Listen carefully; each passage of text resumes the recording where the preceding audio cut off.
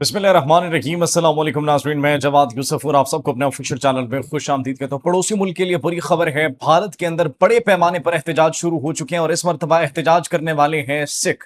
सिखों के साथ नाइंसाफी की गई और नाज़रीन 8 सिखों को जिंदा जलाने की इतलात मौसूल हो रही है मोदी रजीम की जानिब से। सिखों की आवाज को दबाने की कोशिश की गई, सिखों को मिटाने की कोशिश की गई, लेकिन बड़े पैमाने पर अब सिख जो है वो अपनी आवाज के लिए, खालिस्तान के लिए सड़कों पर निकल चुके हैं और मोदी की ईंट से ईंट बजा दी है। कहां पर ये एहतजाज हो रहे हैं? क्यों सिख रहनुमाओं को, मासूमों को, बेचारे जो कि निहत्ते थे बगैर किसी हथियार के, उनको क्यों जलाया गया? नाज़रीन, क्या डिटेल्स हैं, क्या तफसीलात हैं और अभी क्या सिचुएशन है, वो तमाम तर डिटेल्स आपके साथ हम शेयर करेंगे। On the other hand, Bharat को घेरने की तैयारी शुरू हो चुकी है और भारत की जानिब से बांग्लादेश को एक पैगाम दिया गया। बांग्लादेश के मिन्नतें और तरले किए जा रहे हैं कि खुदारा ये टेक्नोलॉजी ना खरीदो, इस टेक्नोलॉजी से हमें पहली बड़ी मार पड़ चुकी है। बांग्लादेश कौन सी टेक्नोलॉजी खरीदने वाला है? बांग्लादेश के पास कौन से हथियार पहुंचने वाले हैं? पाकिस्तान, चाइना और बांग्लादेश तीन अतराफ से भारत को घेरेगा अगर भारत ने कोई मिस एडवेंचर करने की कोशिश की।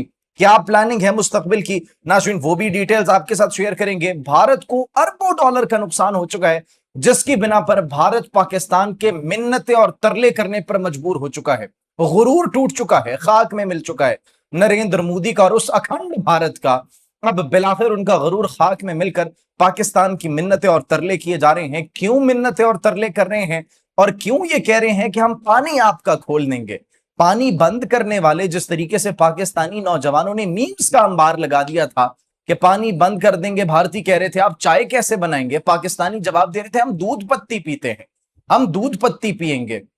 और जिस तरीके से ड्रोन्स भेजे जा रहे थे, हमारे जवान उन ड्रोन्स को मारकर, सिविलियंस ड्रोन को मारकर उसको जो है वो रत्ती में बेचकर उसकी जो है वो कह रहे थे हम आज कड़ाई खाएंगे। तो ये वो कौम है जिसको डराने की कोशिश की जा रही थी और अब बिलाखिर वो खुद डर कर मिन्नतों तरलों पर आ चुकी है। मोदी सरकार कह रहे हैं पानी भी खोल देंगे, बस हमारा एक काम कर दो। वीडियो आखिर तक देखिएगा। क्या भीख मांगी जा रही है, किस काम की डिमांड की जा रही है पाकिस्तान से, वो तमाम तर डिटेल्स आपके साथ हम शेयर करेंगे। इजरायली वजीर दिफा जो है, नाजायज रियासत के वजीर दिफा, उनकी हटधर्मी देखिए, उनकी जानिब से कुछ स्टेटमेंट्स जारी की गई हैं और उन स्टेटमेंट्स का जवाब उनको बड़े भरपूर तरीके से मिलने वाला है। और इस मरतबा अमेरिका ने अपने हाथ उठा लिए। अमेरिका पीछे हट चुका है क्योंकि तुर्की अब नाजायज रियासत की ईंट से ईंट बजाने वाला है। अमेरिका ने, जिस तरह हमने आपको अपने पिछले व्लॉग में कहा था कि डोनाल्ड ट्रंप कह रहे थे मैं तुर्किया जाऊंगा, रजब तैयब एर्दोगान से मिलूंगा, मैं उनको जहाजों के इंजन भी दूंगा, फैसला हो चुका है।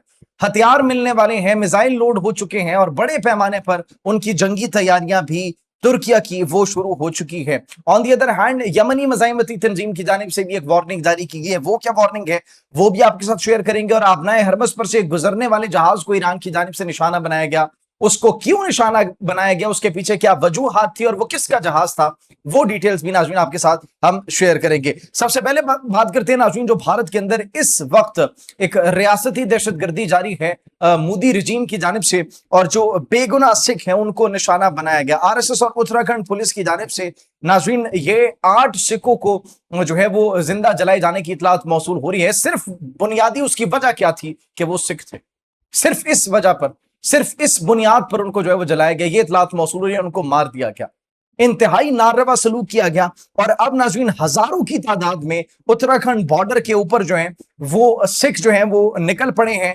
उत्तराखंड की वहां पर जो फौज है, वहां पर जो पुलिस है और जो आरएसएसियंस का जत्था है, उनको बड़ा टफ टाइम दिया जा रहा है। इतलात मौसूल हो रही है, खालिस्तान प्रोटेस्ट शुरू हो चुके हैं बड़े पैमाने पर। ये जो हम देख रहे हैं कि सिख में जो है वो मोहाली की तरफ जा रहे हैं और बड़े पैमाने पर मोहाली से जो है वो न्यू दिल्ली की तरफ जा रहे हैं। हजारों की तादाद में ये सिख यात्री और ये सिख रहनुमा और ये अपनी आवाज बुलंद करने वाले, जिनकी आवाज को दबाने की कोशिश की जा रही थी, अब मोदी के रिजीम के खिलाफ न्यू दिल्ली की तरफ जो है वो वॉक कर रहे हैं और सिर्फ डिमांड कर रहे हैं कि हमें खालिस्तान चाहिए, हमें जस्टिस चाहिए, हमें इंसाफ चाहिए, हमें आजादी चाहिए। इस इंतहा पसंदाना रजीम से, इस आरएसएसियन सोच से, इस जत्थे से जो कि हमें निशाना बना रही है, जिन्होंने सिखों का क्या हाल कर दिया है भारतीय पंजाब के अंदर। तो नाज़रीन अब वो अपने हुकूक के लिए आवाज बुलंद कर रही है और मोदी सरकार के लिए मुश्किलात में इजाफा हो चुका है। सिर्फ ये नहीं, बल्कि मोदी सरकार के लिए इस वजह से भी मुश्किलात में इजाफा हो चुका है कि बांग्लादेश J-10C खरीदने वाला है। एक तारीखी डील हुई है J-10C की और उस J10C की डील की वजह से भारत को जो है वो लाले पड़ गए, अपनी जान के लाले पड़ गए। वो कह रहे हैं J10C ना खरीदें, ये इतने अच्छे नहीं हैं, इनकी परफॉर्मेंस इतनी अच्छी नहीं है। बट एवरीवन नोस कि J10C कैसा है, आपसे बेहतर कौन जान सकता है। अभी पिछले कल परसों आपके पायलट का बयान आया था, we have 32 Rafales, oh we I am sorry we have 36 Rafales, ये फिर कहा गया था। तो एवरीवन नोस कि वो जो 4 राफेल गिरे थे वो किसने गिराए थे, वो किस जहाज से गिरे थे। तो भारत को 3 अतराफ से घेरने की तैयारी शुरू हो चुकी है। अरबों का नुकसान हुआ है, मिलियंस का नहीं बिलियंस का भारत को नुकसान हुआ है।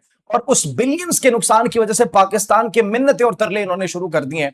और वो इसलिए शुरू किए कि हम जो इंडस वाटर ट्रीटी है अब उसकी कभी वायलेशन नहीं करेंगे, हम कभी भी आपका पानी नहीं बंद करेंगे, बस अपनी एयर स्पेस खोल दो हमारे लिए। हमें अरबों का नुकसान हो चुका है, हम मजीद नुकसान नहीं बर्दाश्त कर सकते। उनकी एविएशन इंडस्ट्री को तारीख में आज तक इतना नुकसान नहीं हुआ, पिछले 70 साल की हिस्ट्री में देख लें, जितना अभी पाकिस्तान की सिर्फ ये एयर स्पेस की बंदिश की वजह से उनको नुकसान उठाना पड़ रहा है। तो वो कह रहे हैं हम सब कुछ छोड़ देंगे, इंडस वाटर ट्रीटी कभी वायलेट नहीं करेंगे, प्लीज पाकिस्तानियों अपनी एयर स्पेस खोल दो, हमारे सिर्फ मुसाफिर बरदार तैयार है, यहां से आपके ऊपर से जो है वो गुजर कर जाएंगे, हम कुछ भी नहीं करेंगे। तो अब भारत को अपनी औकात जो है वो याद आ चुकी है। ऑन दी अदर हैंड नाजायज रियासत के लिए जो बुरी खबर है, इनके जो हमारे पड़ोसी मुल्क का बाप, जिनको अपना बाप कहते हैं, फादरलैंड कहते हैं, उनके लिए नाज़रीन बुरी खबर यह है कि अब तुर्किया मैदान में मुकम्मल तौर पर उतर चुका है और नेतन्याहू जो है वो अब बड़ा परेशान दिखाई देता है। अमरीकी सदर डोनाल्ड ट्रंप ने उन पर से हाथ उठा लिया, क्योंकि बस अब मजीद डिफेंड नहीं कर सकते उन्हें। तुर्किया के सदर के साथ जो है वो मुलाकात करना चाहते थे और कहा था कि हम आपको इंजन भी दे रहे हैं। अब कान जो 5th जनरेशन का फाइटर जेट है, अब उसके लिए F110 इंजन जो है वो अमेरिका फराहम करेगा और ये भी कहा कि हम इन्हें F-35 भी देंगे, हम सब कुछ देंगे इन्हें। तो अब तुर्किया जंगी मैदान में उतरने के लिए तैयार हो चुका है बड़े पैमाने पर। और ये जो पॉलिसी शिफ्ट हम देख रहे हैं, नेतन्याहू उधर जो है वो सीख पा हो चुके हैं कि ये तो हमें बजाने की सोच रहे हैं, ये तो हमारे ऊपर हमला करने की सोच रहे हैं। आप इन्हें F110 के इंजन दे रहे हैं, आप इन्हें F-35 देने की बातें कर रहे हैं, हमारा क्या होगा फिर।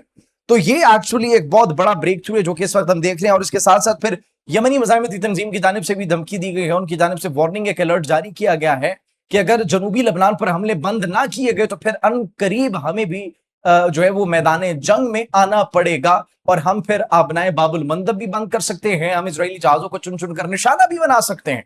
तो ये इस वक्त इतलात मौसूल हो रही हैं।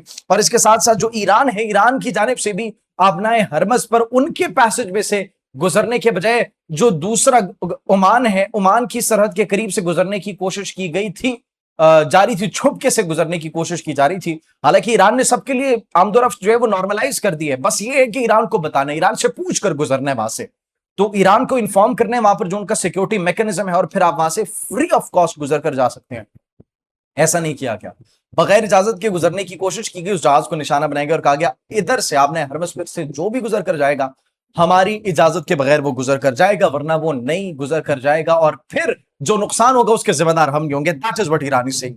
अब इसके साथ साथ जो हठधर्मी है इजरायली वजीर दिफा की, जो नाजायज रियासत के वजीर दिफा उनकी हठधर्मी है, वो क्या है, वो ये कहते हैं कि जो हमारी अफवाज है वो लबनान, शाम और गजा के सिक्योरिटी जोन में मौजूद रहेंगी, जिन जिन इलाकों पर हमने जो नाजायज कब्जा किया हम वहां पर मौजूद रहेंगे, हम वहां से जो है वो नहीं पीछे हटेंगे।